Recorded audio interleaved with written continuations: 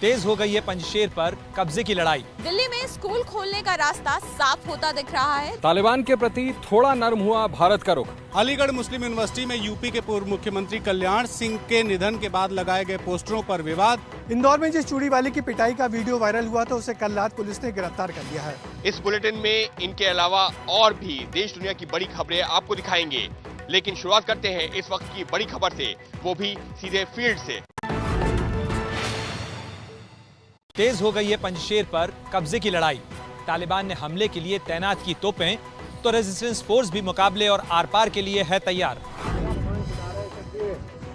अफगानिस्तान के पंजशीर में तालिबान और मसूद अहमद के नॉर्दर्न अलायंस में लड़ाई बढ़ती जा रही है। ताजा वीडियो में दोनों ही पक्ष अपनी अपनी तैयारियां करते दिखाई दे रहे हैं। तालिबान ने हमले के लिए अब तोपें लगा दी हैं। वहीं दूसरी तरफ पंजशीर में नॉर्दर्न अलायंस के लड़ाके भी पूरी तरह तैयार हैं। पिछले कुछ दिनों से यहां पर जबरदस्त लड़ाई की खबरें आ रही हैं। तालिबान का पूरे अफगानिस्तान पर कब्जा हो गया है, लेकिन वो अभी तक पंजशीर को कंट्रोल नहीं कर पाया है। पंजशीर अहमद शाह मसूद का इलाका है, जिस पर न तो सोवियत सेनाएं और न ही तालिबान के लड़ाके कभी कब्जा कर पाए थे।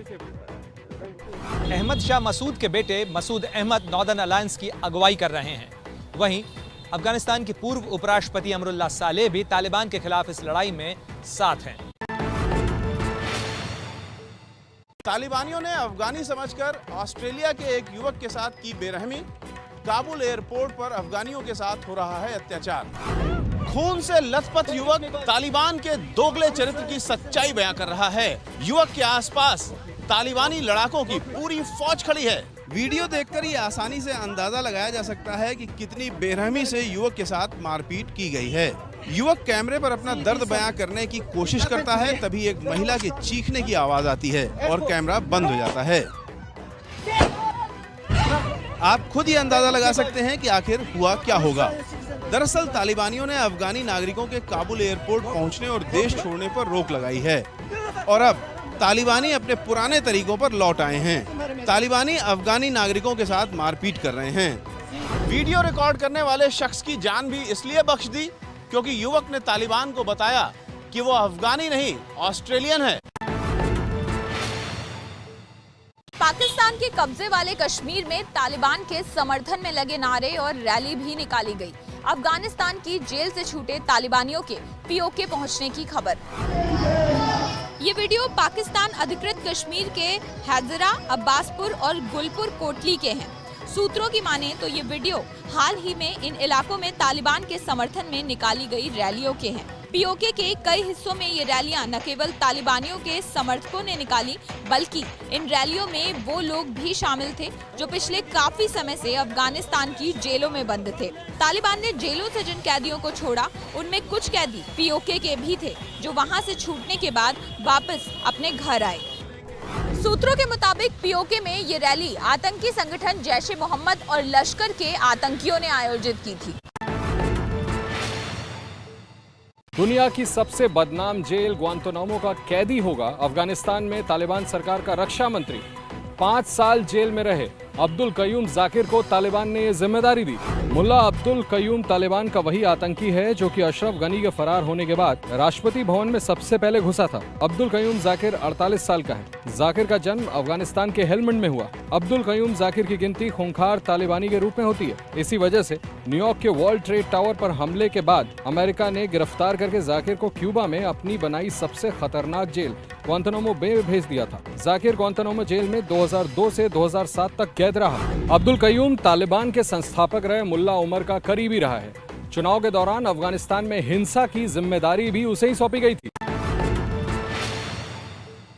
तालिबान के प्रति थोड़ा नर्म हुआ भारत का रुख। भारत सरकार के सूत्रों ने तालिबान से बातचीत के संकेत दिए। अफगानिस्तान पर कब्जा करने वाले तालिबान को लेकर दुनिया के देशों का नजरिया बदल रहा है। बड़ी खबर यह है कि भारत सरकार के रुख में भी नरमी दिख रही है। ऐसे संकेत मिले हैं कि भारत सरकार भी तालिबान से बातचीत कर सकती है। भारत सरकार में मौजूद सूत्रों के मुताबिक भारत सरकार का कहना है कि देश हित को ध्यान में रखते हुए जिस भी पक्ष से बात करने की जरूरत है उससे संपर्क किया जाएगा। आपको बता दें कि भारत ने पहले भी कभी तालिबान से संपर्क में होने की खबरों को खारिज नहीं किया था। अफगानिस्तान पर कब्जा करने के बाद तालिबान ने भी अपना रुख साफ कर दिया था। तालिबान ने कहा था कि भारत अफगानिस्तान में अपने प्रोजेक्ट जारी रख सकता है। अफगानिस्तान के मौजूदा हालात के बीच भारत सरकार का बड़ा फैसला। अफगानिस्तान के सभी नागरिकों को अब केवल ई वीजा पर ही भारत आने की मिलेगी इजाजत। अफगानिस्तान से भारतीय नागरिकों को निकालने के दौरान कई अफगानी भी भारत में शरण ले रहे हैं। भारत सरकार को ये रिपोर्ट मिली है कि कुछ अफगान नागरिकों के पासपोर्ट खो गए हैं। इन सभी अफगानी नागरिकों को पहले वीजा जारी किए गए थे। भारत सरकार ने वो सभी वीजा तत्काल प्रभाव से अमान्य कर दिए हैं, यानी रद्द कर दिए हैं। भारत सरकार ने साफ किया है कि भारत की यात्रा करने के इच्छुक अफगानी नागरिक भारतीय वेबसाइट पर ई वीजा के लिए आवेदन कर सकते हैं। केवल ई वीजा वाले अफगानी नागरिकों को ही भारत में प्रवेश करने दिया जाएगा। देश की खुफिया एजेंसियों को शक है कि अफगानियों के पासपोर्ट और पहले से जारी किए गए वीजा का इस्तेमाल आतंकवादियों द्वारा किया जा सकता है, लिहाजा इस बात पर रोक लगा दी गई है। जैसे जैसे 31 अगस्त की तारीख नजदीक आ रही है, काबुल एयरपोर्ट के बाहर खड़े लोगों की धड़कनें भी बढ़ती जा रही हैं। काबुल एयरपोर्ट के बाहर खड़े लोग किसी भी सूरत में अफगानिस्तान छोड़ने पर आमादा हैं। काबुल एयरपोर्ट के बाहर हजारों लोग इंतजार में हैं कि कब उनका नंबर आए और वो देश छोड़कर कहीं दूर निकल जाए।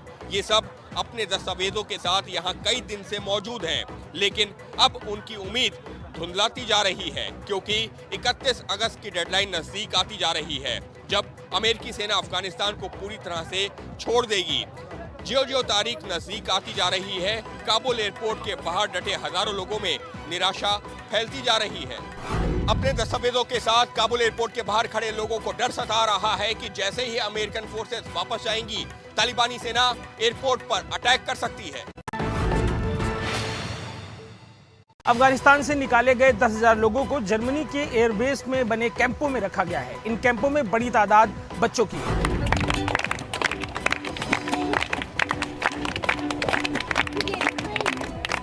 अफगानिस्तान की मानवीय त्रासदी के बीच ये खूबसूरत तस्वीरों में से एक है। अफगानिस्तान से निकाले गए इन बच्चों को ये अमेरिकी जवान संगीत सुना रहे हैं, जबकि बाकी बच्चे वहां पर बॉल से खेल रहे हैं। वो अपनी ही धुन में रमे हुए हैं। ये जर्मनी के फ्रैंकफर्ट के नजदीक रेमस्टीन एयरबेस की तस्वीरें हैं, जो कि फिलहाल अफगान शरणार्थियों के कैंप में तब्दील हो गई है। यह अस्थायी कैंप है जिसमें 10,000 से ज्यादा लोग रह रहे हैं। इन बच्चों को अफगानिस्तान से निकालकर जर्मनी के कैंप में रखा गया है, पर इनका भविष्य अभी भी अनिश्चित है। पैसों के लिए खुद हमले करवा रहा है पाकिस्तान। भारत पर ठीकरा फोड़कर चीन से चाहता है आर्थिक मदद। पाकिस्तान में चीनी नागरिकों पर हुए हमलों में अब तक 9 चीनी नागरिकों की मौत हो चुकी है। पाकिस्तान चीन को ये बताने में जुटा है कि भारत ये हमले करवा रहा है। इसके पीछे पाकिस्तान की मंशा सुरक्षा के नाम पर चीन से आर्थिक मदद की है। इस बीच मुझे जो जानकारी मिली है उसके मुताबिक चीन ने अपने नागरिकों पर हुए हमले के बाद पाकिस्तान के शीर्ष जनरलों को चीन बुलाया था और इस बैठक के बाद CPEC परियोजनाओं की सुरक्षा की जिम्मेदारी देख रहे पाकिस्तानी पर्यवेक्षक जनरल असीम बाजवा से सुरक्षा की जिम्मेदारी वापस ले ली। पाकिस्तान नकली सबूतों के आधार पर चीन को भरोसे में लेना चाहता है और उसकी आर्थिक मदद के जरिए अपने लिए सुरक्षा की एक टुकड़ी बनाना चाहता है। साथ ही खुद को आतंक पीड़ित बताकर आतंकी देशों की सूची से बाहर भी निकलना चाहता है। इंदौर में भारी हंगामे में बदल गई कांग्रेस की मौन रैली। कांग्रेसी कार्यकर्ताओं को तितर बितर करने के लिए पुलिस ने जमकर लाठियां भांजी। जो हाथ लगा पुलिस ने उस पर जमकर लाठियां चला दी। इतना जबरदस्त लाठीचार्ज हुआ कि कुछ देर के लिए तो खलबली मच गई। बैरिकेड तोड़ने की कोशिश कर रहे कांग्रेस कार्यकर्ताओं पर पुलिस ने वाटर कैनन का भी इस्तेमाल किया और पानी की तेज बौछारें मारी।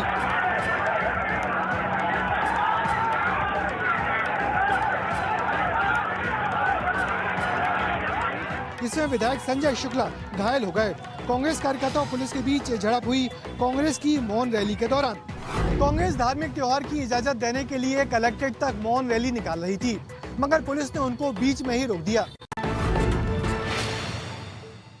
पंजाब में पार्टी के भीतर चल रहे घमासान के बीच कांग्रेस का बड़ा ऐलान। कैप्टन अमरिंदर सिंह की अगुवाई में ही लड़ा जाएगा साल 2022 का चुनाव। कैप्टन अमरिंदर सिंह को सीएम पद से हटाने की मांग को लेकर पंजाब के 4 मंत्री और 3 विधायक आज पंजाब प्रभारी हरीश रावत से मिलने देहरादून पहुंचे।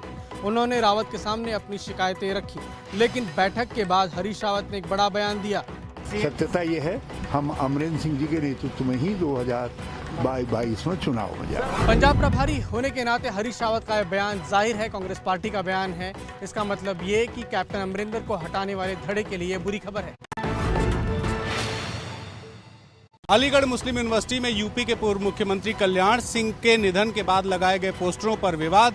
कल्याण सिंह को श्रद्धांजलि देने पर एएमयू के वीसी की पोस्टरों के जरिए की गई निंदा। अलीगढ़ मुस्लिम विश्वविद्यालय के कुलपति तारिक मंसूर ने कल्याण सिंह के निधन के बाद जो शोक जताया वो एएमयू में कुछ छात्रों को रास नहीं आया। कुलपति के शोक जताने के बाद एएमयू की दीवारों पर कुछ पोस्टर चिपकाए गए थे जिस पर विवाद हो गया। इन पोस्टरों में कल्याण सिंह को लेकर संवेदना जताने पर एएमयू के वीसी के बयान की निंदा की गई थी। कैंपस में ऐसे पर्चे कई जगह देखे गए जिसमें किसी का नाम नहीं लिखा था। इस तरह के पर्चे चिपकाने के बाद कैंपस में खलबली मच गई। आनन फानन में पर्चे हटा दिए गए हैं। वो नोटिस एकदम ब्लैंक है, तो कोई भी लगा सकता है, बाहरी भी हो सकता है और अंदरूनी भी हो सकता है। इसका फाइंड आउट करने का जिम्मेदारी जो होती है खोजबीन करने की ये प्रॉक्टोरियल टीम की होती है। अभी इस बात की जानकारी नहीं मिल पाई है कि इन पोस्टर्स को आखिर लगाया तो लगाया किसने, लेकिन एएमयू प्रशासन ने इन पोस्टर्स को फिलहाल हटा दिया है। कल दोपहर को गिरफ्तारी और कल देर रात को जमानत। महाराष्ट्र के मुख्यमंत्री उद्धव ठाकरे पर थप्पड़ मारने वाली टिप्पणी के मामले में केंद्रीय मंत्री नारायण राणे को कल देर रात जमानत मिल गई। कल रात जमानत मिलने के बाद केंद्रीय मंत्री नारायण राणे आज सुबह करीब 5 बजे मुंबई के जुहू स्थित अपने घर पे पहुंचे। नारायण राणे को बेल मिलने के बाद बीजेपी कार्यकर्ताओं ने जश्न मनाया। नारायण राणे ने ट्विटर पर लिखा, सत्यमेव जयते। इस बीच ताजा खबर यह है कि नासिक पुलिस ने नारायण राणे को नोटिस भेजा है। नोटिस में नारायण राणे को 2 सितंबर को पुलिस के सामने पेश होने के लिए कहा गया है। उद्धव ठाकरे पर विवादित टिप्पणी मामले में ये नोटिस भेजा गया है। केंद्रीय मंत्री नारायण राणे के खिलाफ इस मामले में महाराष्ट्र के अलग अलग ठिकानों पर 4 एफआईआर दर्ज हो चुकी है। महाराष्ट्र के अलग अलग इलाकों में दर्ज हुई एफआईआर को रद्द कराने के लिए नारायण राणे बॉम्बे हाईकोर्ट पहुंचे हैं। इंदौर में जिस चूड़ी वाले की पिटाई का वीडियो वायरल हुआ था उसे कल रात पुलिस ने गिरफ्तार कर लिया है। चूड़ी वाले पर छेड़खानी का आरोप लगा है। इंदौर में कुछ लोगों के हाथों पिटने वाला चूड़ी बेचने वाला तस्लीम अब पुलिस की कस्टडी में है। उसे इंदौर पुलिस ने कल देर रात को गिरफ्तार कर लिया। तस्लीम पर पास्को एक्ट सहित 9 धाराओं में मुकदमा दर्ज किया है जिसमें छेड़खानी की धारा भी शामिल है। इस वीडियो में तस्लीम को जो लोग पीट रहे हैं उनमें से 3 लोगों की गिरफ्तारी भी हो गई है, लेकिन पिटने वाला तस्लीम भी अब सलाखों में है। इंदौर की पुलिस ने किसी और मामले में उसे गिरफ्तार कर लिया है। चूड़ी वाले की पिटाई को हिंदू मुस्लिम का रंग दिया जा रहा था, लेकिन बाद में पुलिस ने उसे फर्जी पहचान पत्र रखने और बालिका से छेड़छाड़ करने का आरोपी बना दिया। पश्चिम बंगाल में चुनाव के बाद हुई हिंसा की जांच को लेकर सीबीआई के आला अधिकारियों ने कोलकाता में डाला डेरा। कोलकाता के ही दफ्तर में हुई हाई लेवल बैठक। सीबीआई ने आज कोलकाता में इस पर रणनीति तय की कि चुनाव के बाद हिंसा मामले की जांच को कैसे आगे बढ़ाना है।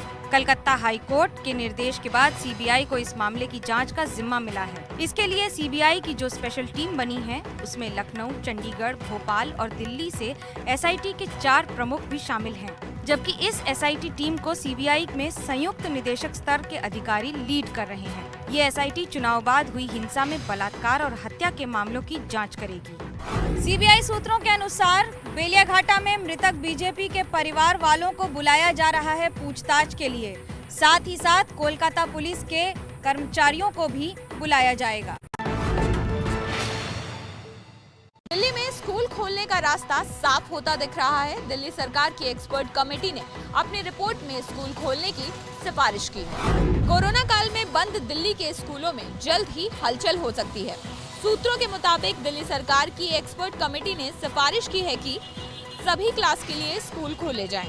चरणबद्ध तरीके से स्कूलों को खोला जाए। सबसे पहले बड़ी क्लास के छात्रों के लिए स्कूल खोले जाएं, उसके बाद मिडिल और आखिरी में प्राइमरी क्लासेस खोली जाएं। दिल्ली में स्कूल किस तरह से खोले जाएंगे, इसको लेकर दिल्ली डिजास्टर मैनेजमेंट अथॉरिटी यानी डीडीएमए ने एक एक्सपर्ट कमेटी बनाई थी। कमेटी की रिपोर्ट के आधार पर अब स्कूल खोलने को लेकर दिल्ली सरकार डीडीएमए की बैठक में फैसला लेगी।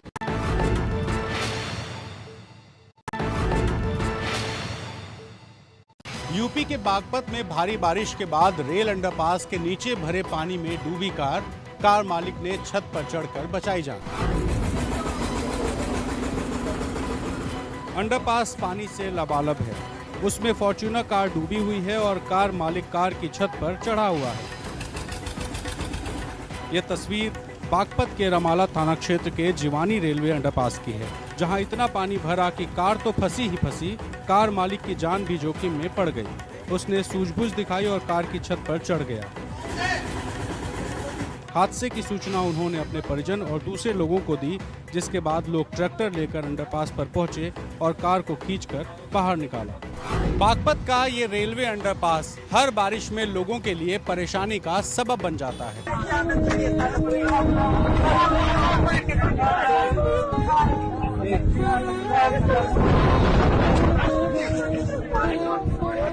अफगानिस्तान में हालात बेहद खराब होते जा रहे हैं। तालिबानी अपने पुराने तरीकों पर अब लौट आए हैं। काबुल एयरपोर्ट के बाहर तालिबानी आतंकियों ने महिलाओं के साथ बर्बरता की।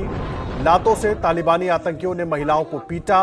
पहले आतंकियों ने महिलाओं को जमीन पर गिराकर बेरहमी से पीटा और फिर बाद में लाठी से भी उन पर हमला किया गया। तालिबान ने कल ही अफगानी नागरिकों के देश छोड़ने पर रोक लगा दी है और उसके बाद से जो भी अफगान नागरिक काबुल एयरपोर्ट पर पहुंच रहा है उसकी पिटाई की जा रही है। ये तस्वीरें आप देख रहे हैं तालिबानी आतंकियों की बर्बरता की, किस तरह से काबुल एयरपोर्ट पर महिलाओं को पीटा जा रहा है। लाठी डंडों से पीटा जा रहा है, लात से पीटा जा रहा है और कोशिश यही है कि लोगों में डर पैदा किया जाए ताकि लोग काबुल एयरपोर्ट तक ना पहुंचे। कल ही तालिबान ने अफगानिस्तान के लोगों के देश छोड़ने पर रोक लगा दी थी।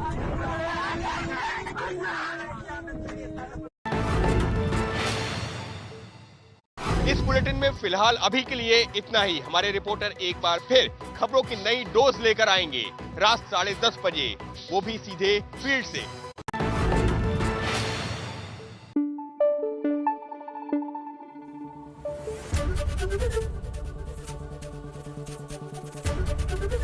एबीपी न्यूज आपको रखे आगे।